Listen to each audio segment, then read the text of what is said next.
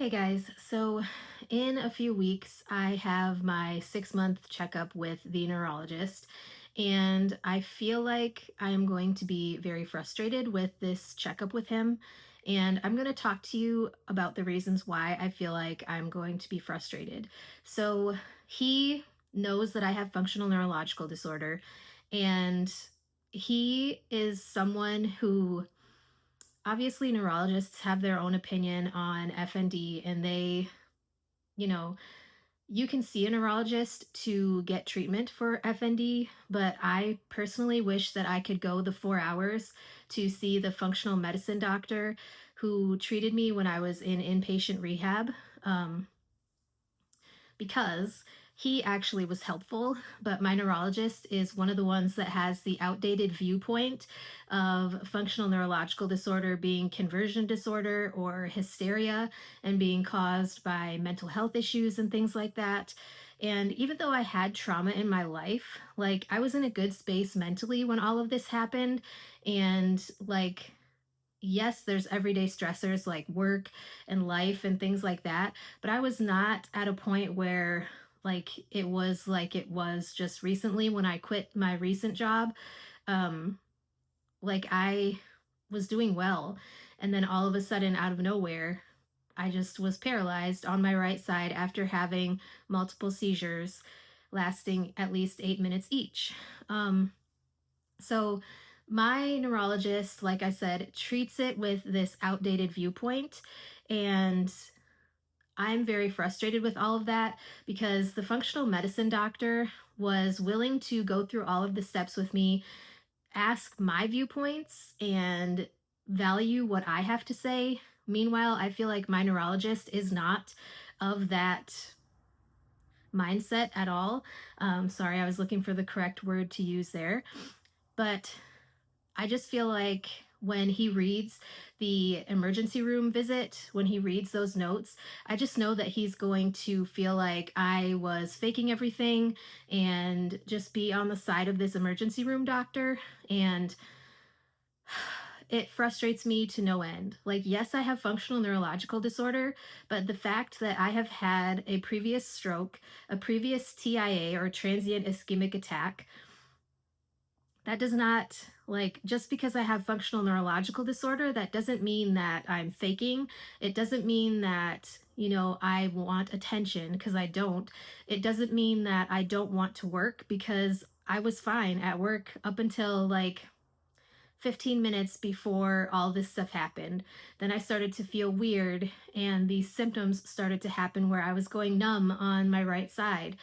And so, you know, I don't know. I've gone into detail about what happened and how I feel like I was treated that day at the emergency room. And I don't want to get back into it because it's just going to make me mad.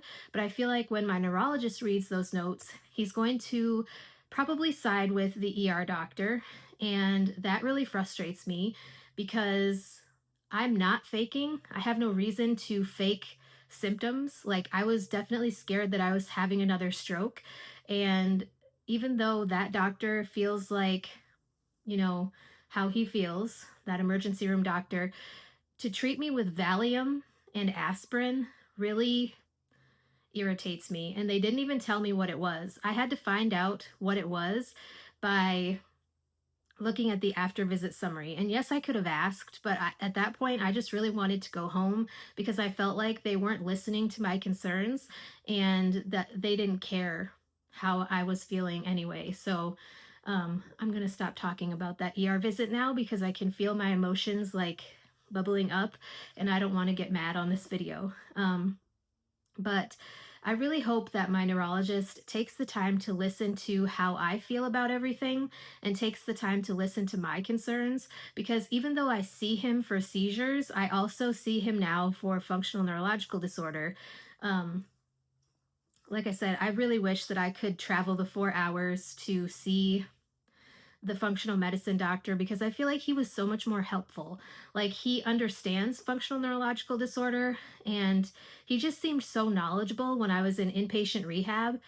I just wish that I could be his patient and not see my neurologist for things like this. And it's so hard when you're so far away from the bigger health systems where people are employed who kind of specialize in the rare conditions and diseases. Sorry, I have the hiccups. It's just hard when you're so far away, like I said. Like when I got life flighted down there, it was, for a good reason. And I was in ICU, and I'm just so thankful that that team was able to help me. I don't know what I would have done without that team. Now, there are some people who I didn't get along with at the inpatient rehab unit, and there are some people who I didn't really like their viewpoints on things, but there's also people who what they said really resonated with me and really made sense. And I found their tips and tricks helpful. And I found like the things that they did or suggested helpful. And I just don't find that helpful with my neurologist. I'm not finding his tips and tricks very helpful. Like when I saw him the last time 6 months ago, well, almost 6 months ago. He didn't really have any tips to offer to deal with functional neurological disorder. He just basically said, well, you need to go see a counselor, you need to see a therapist, and you need to do physical and occupational therapy, which I already had referrals for that from both my PCP and the functional medicine doctor when I was discharged from rehab. Um, so I was already doing that. And he basically just said, everybody gets better from functional neurological disorder, which is not true. You may get better for a short time. You don't really get a cure for it because there really is no cure for it. You may be able to put your symptoms into remission, and hopefully you can stay in remission, but it's not something that completely ever goes away. And so you could very easily flare back up, and anybody can get functional neurological disorder at any time. So it's just something that I wish more people understood, and I wish my neurologist understood better or was able to help me with better, because I feel like when I go into his office, I'm going to be very frustrated with his response to things. And like I said, I feel like if he reads that emergency room doctor's notes, then he's going to have something to say about that. And I'm not going to want to listen to it. I will walk out of the room.